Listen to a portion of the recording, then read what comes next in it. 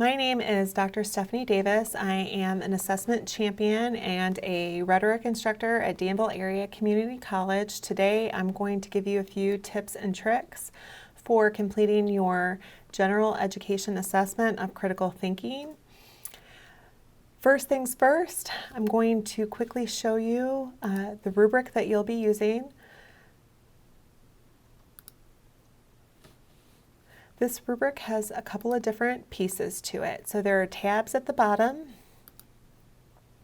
The first tab provides the instructions with how to save the document. Now this is particularly important because you should be collecting multiple pieces of evidence at different points. So for example, in my course I do a diagnostic essay, which is my pre-test, and that helps me to gauge or understand what the students already know and what they need to learn.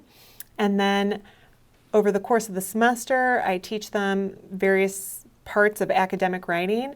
And then at the end, I have them produce a short essay for their final. And that essay helps me to understand what did they learn, what are they still learning, what areas are they continuing to struggle with, and then I go back and make improvements to my course to help improve student learning the next semester.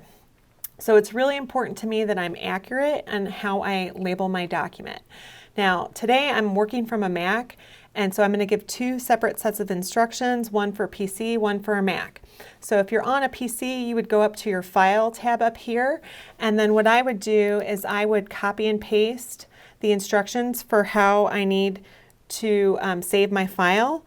I would hit Control-C, and then I would go to File, and then Save As, and then I'd hit Control-V, and then I would edit the pieces of it, and then hit Save. So for a Mac, I don't have to do that. For a Mac, I can just go ahead and put those pieces up here. Since we are assessing critical thinking, I'm going to put CT, so I'm making sure I label it appropriately. I'm going to have rubric 1, and then I'm going to indicate which course, and you're going to want to provide your section number as well. So English 101, W3. Since I have a common last name, I'm going to provide my first initial as well. And then I do indicate as well what term, because I assess every term. So I'm going to go ahead and indicate that it's fall 2021, and then you make sure that you save it, okay? So this is really important because, so you will look at your data across terms, you will compare your data to other faculty's data, and so it's really important that we follow the appropriate naming practices for your files so that they're easy to find, okay? So that's tip number 1. Our second tab provides the rubric that you'll be using to assess student learning in your course. I highly recommend that you go ahead and print this document off so you can have it in front of you as you're looking at whatever essay or project or exam or whatever it is that you're assessing. You have it right in front of you, okay? Now, this year we will be assessing critical thinking. Critical thinking is a process, right? So students may be strong in one aspect of critical thinking and maybe may need to develop in another aspect of their critical thinking. It's important to keep in mind that we want to assess students where they are so that we can learn from that, and then we can improve teaching in our classroom and then examine, did our changes improve student learning? So that's one thing to keep in mind. The other thing to keep in mind, I teach English 101, for example, which is a course that students often take at the beginning of their coursework. So I don't expect to see a lot of competent and exceptional students in my English 101 classes because they haven't yet developed all of the skills that they need. As you complete your rubrics for each of your sections that you're studying or looking at this year, make sure that you keep that in mind. So are you looking at students who are first semester freshmen? Well, when you assess them, assess based off of what you expect them to be able to do at the end of their program. If you're assessing students who are second semester freshmen, same situation. You're looking to see, Exceptional is where you expect them to be at the end of the program. So it's okay if you have a lot of students who are developing or who are competent at the end of the semester, but they started the semester as needs improvement and developing. That's okay. What we hope to record is an accurate representation of where our students are at different places in their coursework, so we can see over time what are our students learning, what are they struggling with, and so we can make changes to improve and to help our students learn what they need to learn. One final point. It's not uncommon for a student, for example, to be really good at providing an outline of the problem that is competent, right?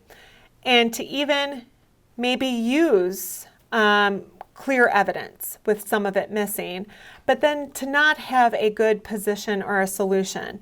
So you have 3 domains that you're looking at here.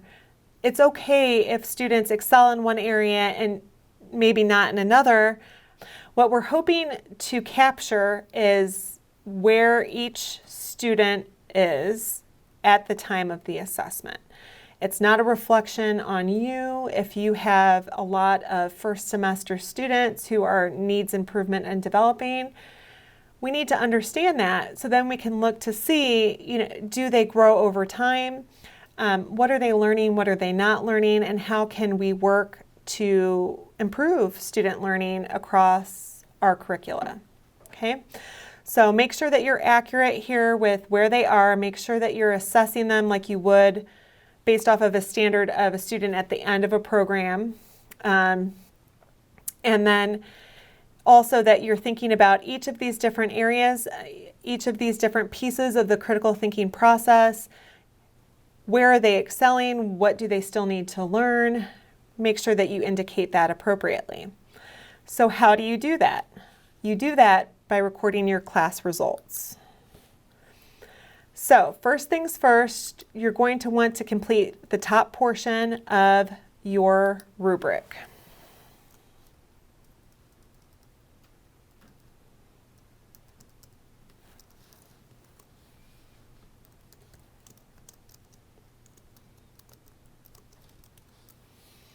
English 101, I'm in section W3.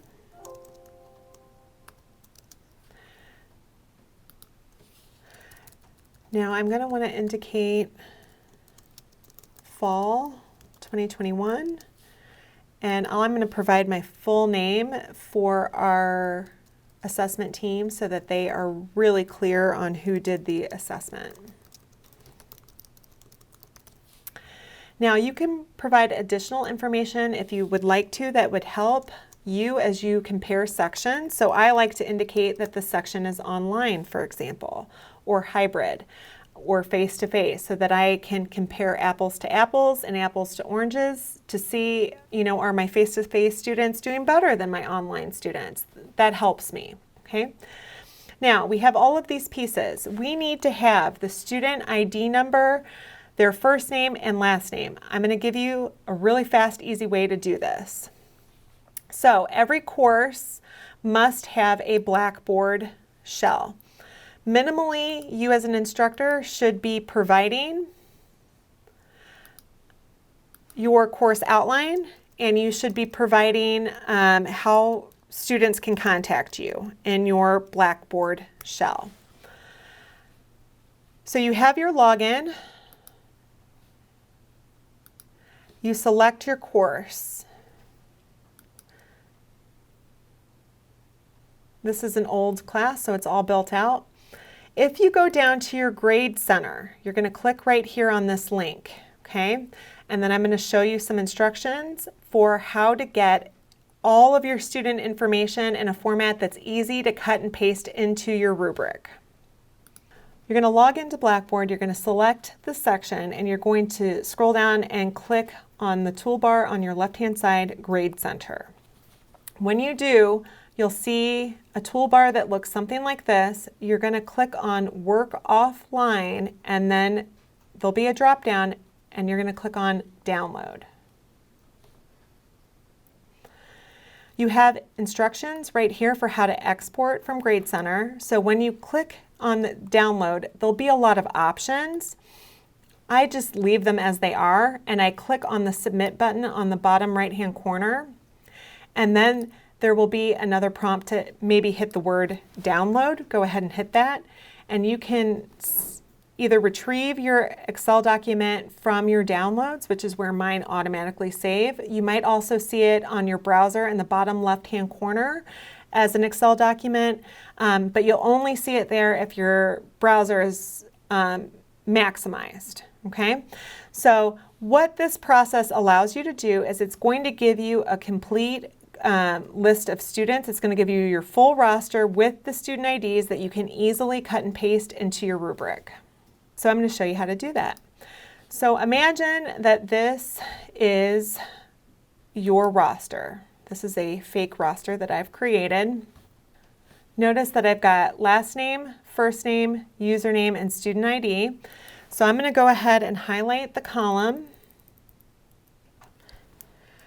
On a PC, you would hit Control-C. On a Mac, it's Command-C.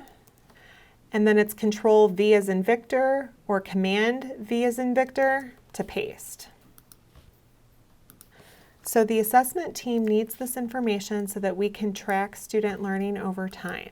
So we must have the student's first name, the student's last name, and their ID. We have to have all three pieces. Again, you just highlight the column. If you're on a PC, you would hit Control-C to copy. If you're on a Mac, you're going to hit Command-C. And then if you're on a PC, you're going to hit Control-V to paste. If you're on a Mac, it will be Command-V. Look how easy that is. So now I've got all the information I need to assess students, and what I can do is go review whatever task I've given them, whatever assessment. It could be an essay, it could be a speech, whatever it is that you're looking at critical thinking for, and you can go and assess their understanding, their use of evidence, and their position and or solution. Now again, we expect that one area might be really great, and then another area, maybe they need assistance with that. That's okay. You're just trying to capture where students are at that particular moment in time. Imagine that you have recorded where each of your students are in terms of their understanding of the problem or issue, their use of evidence, and then their position or solution, okay? Once you have all of this information inputted, the rubric will tabulate for you where each of your students are so that you can reflect on each section individually, and you can also compare across sections. You will complete a critical thinking rubric and follow the same step-by-step process for each section that you plan to assess of a given course. So for me, I typically teach 1 to 2 sections of English 101. If my plan indicates, my assessment plan for my program indicates that we are assessing English 101, then I will assess both sections. I hope that this tutorial was useful for you. If you have any questions or concerns about the assessment process, please reach out to your assessment champion. They will be happy to assist you with walking through how to complete your rubric or how to adjust your assessment plan to fit the needs of your classroom.